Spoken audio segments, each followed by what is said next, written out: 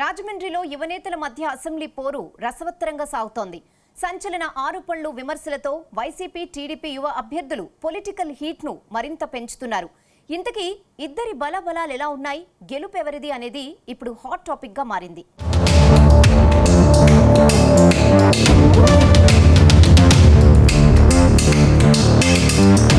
Rajahmundry city assembly నియోజకవర్గం గతంలో ఎప్పుడూ లేని విధంగా బిగ్ ఫైట్ కు వేదికగా మారింది. ఎంపీ మార్గాని భరత్ ఈసారి వైసీపీ ఎమ్మెల్యే అభ్యర్థిగా పోటీ చేస్తున్నారు.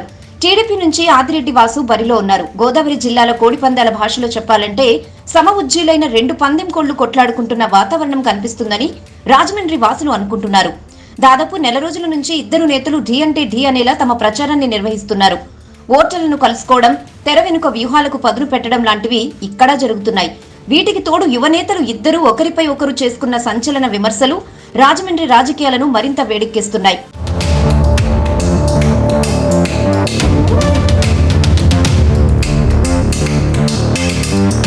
ఎన్నికలు సమయానికి ముందు నుంచే ఎంపీ భరత్ కు టీడీపీ అభ్యర్థి ఆదిరెడ్డి వాసుకు రాజకీయ వైరం కొనసాగుతూ వస్తోంది.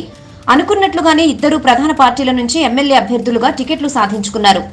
రాజమండ్రిలో బ్లేడ్ బ్యాచ్, గంజాయి బ్యాచ్ ను టీడీపీనే పెంచి పోషిస్తుందన్నది మార్గాని భరత్ చేసే ప్రధాన విమర్శ. మరోవైపు సీఎం జగన్ నేతృత్వంలో జరిగిన సంక్షేమ పాలనకు తోడు తన హయాంలో రాజమండ్రికి కొత్త రూపురేఖలు తీసుకొచ్చానంటూ మార్గాని భరత్ ప్రధానంగా ప్రచారం చేస్తున్నారు. అయితే ఎన్నికల తరుణంలో మార్గాని భరత్ పై కరపత్రాలు కలకలంగా మారాయి. రాజమండ్రిలో జరిగిన 100 కోట్ల రూపాయల పనుల్లో భరత్ 25% కమిషన్ తీసుకున్నారని నగరంలో విచ్చలవిడిగా పాంప్లెట్స్ ప్రత్యక్షమవుతున్నాయి. దీన్ని సీరియస్ గా తీసుకున్న మార్గాని భరత్ ఈ కరపత్రాలను టీడీపీ అభ్యర్థి ఆదిరెడ్డి వాసు పంపిణీ చేస్తున్నారంటూ తీవ్ర స్థాయిలో మండిపడ్డారు. తనపై అనుచిత ఆరోపణలు చేసిన టీడీపీ అభ్యర్థిపై ఎన్నికల కేసు పెట్టడమే కాక 10 కోట్ల రూపాయలకు పరువు నష్టం దావా వేస్తున్నారని ప్రకటించారు. లోకల్ గా కూడా కొంతమంది పనికి మాలిన సిగ్గులేని ఓటమి అంగీకరించే సన్నాసులు ఉన్నారు. వాళ్ళ గురించి చెప్తా ఉన్నా. ఈ రకమైన పాంప్లెట్లు మొత్తం ఊరంతా పంచుతూ ఉన్నారు. భారత్లో 25% కమిషన్ అంట, 25% commission Bharat pay rate card అంట.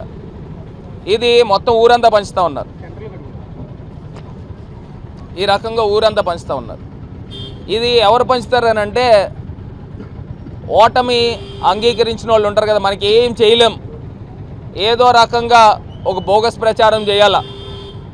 అదే రకంగా ఎవరైతే ఈ వ్యక్తి ఉన్నాడో ఆదిరెడ్డి శ్రీనివాస్ అనే వ్యక్తి ఏదైతే నన్ను డిఫమేటరీ అలిగేషన్స్ చేశాడో ఆ వ్యక్తి పైన I'm urging the authorities to take immediate action on Adireddy Srinivas in accordance with IPC section 500 for defamation. Section 500 ప్రకారంగా డిఫేమేషన్ చేయాలని పోలీస్ అధికారులకు కూడా మేము లెటర్ పెట్టాము. అదేవిధంగా ఇవాళ జిల్లా కోర్టులో కూడా సూట్ ఫైల్ చేస్తూ ఉన్నాము. 10 కోట్ల రూపాయలకి సూట్ ఫైల్ చేస్తూ ఉన్నాము. ఎంపీ భరత్ తనపై 10 కోట్ల రూపాయల పరువు నష్టం వేస్తానని ప్రకటించిన నేపథ్యంలోనే టీడీపీ అభ్యర్థి ఆదిరెడ్డి వాసు మరో రగడకు తెరలేపారు. మార్గాని భరత్ కు విదేశాల నుంచి బంగారం స్మగ్లింగ్ చేసే బ్యాచ్ తో కూడా సంబంధాలున్నాయని తాజాగా ఆరోపణ చేశారు. ఢిల్లీ విమానాశ్రయంలో 2 కోట్ల రూపాయల బంగారంతో పట్టుబడిన వ్యక్తిని వెంటబెట్టుకుని రాజమండ్రిలో స్వర్ణ వర్తకుల వద్దకు వెళ్లి ప్రచారం చేస్తున్నారని పలు ఆధారాలను వాసు విడుదల చేశారు. రౌడీ షీటర్లు, వర్తకులను బెదిరించే వారిని భరత్ ప్రోత్సహిస్తున్నారని, ఓటింగ్ జరిగే రోజు వరకు మరికొన్ని వ్యవహారాలు వెలుగులోకి తెస్తారని టీడీపీ అభ్యర్థి వాసు అంటున్నారు. భరత్రామ్ తన అనుచరుగారంతో బ్లేడ్ బ్యాచ్లు, గంజాయి బ్యాచ్ వీటి వరకే పరిమితం అయ్యారని మొన్నటిదాకా అనుకున్నాను.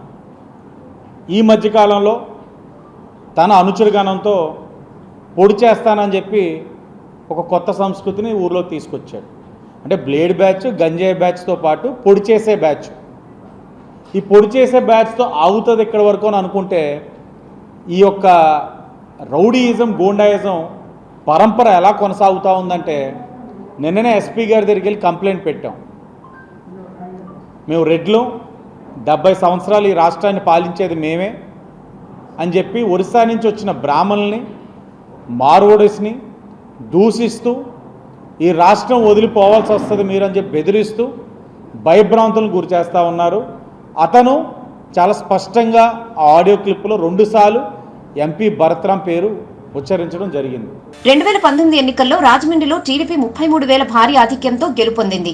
దీనికి తోడు గత ఎన్నికల్లో జనసేన బీజేపీలకు వచ్చిన ఓట్లను కూడా కలుపుకుంటే తమ పార్టీ అభ్యర్థి ఆదిరెడ్డి వాసు 50,000 ఓట్ల ప్లస్ లో ఉన్నారని టీడీపీ శ్రేణులు లెక్కలు చెప్తున్నాయి. ఆదిరెడ్డి కుటుంబానికి రాజమండ్రిలో ఉన్న పట్టు, ఆర్థిక బలం ప్లస్ పాయింట్స్ అని అనుకుంటున్నారు. అయితే టీడీపీ లెక్కలన్నీ తారుమారు కాబోతున్నాయని, భరత్ విజయం ఖాయమని వైసీపీ క్యాడర్ ధీమాగా ఉంది. ప్రభుత్వ సంక్షేమ పథకాలు, ఇళ్ల స్థలాల పంపిణీ వల్లే ఓట్లు పడతాయని భావిస్తున్నారు. దీనికి తోడు ఎంపీగా మార్గాని భరత్ రాజమండ్రిలో చేయించిన 100 కోట్ల రూపాయల పనులు కూడా ఆయనకు నగరంలో అన్ని వర్గాల నుంచి ఓట్లు తెచ్చి పెడతాయని భావిస్తున్నారు.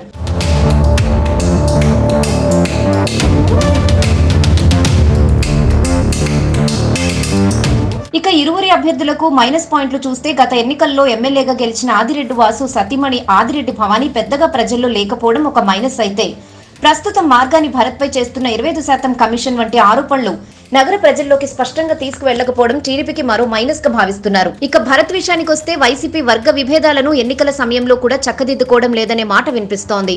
మొత్తానికి రాజమండ్రి సిటీ ఎమ్మెల్యే స్థానం గోదావరి జిల్లాలోనే హాట్ సీట్ గా మారి రెండు పార్టీల మధ్య టఫ్ ఫైట్ తప్పేలా లేదు.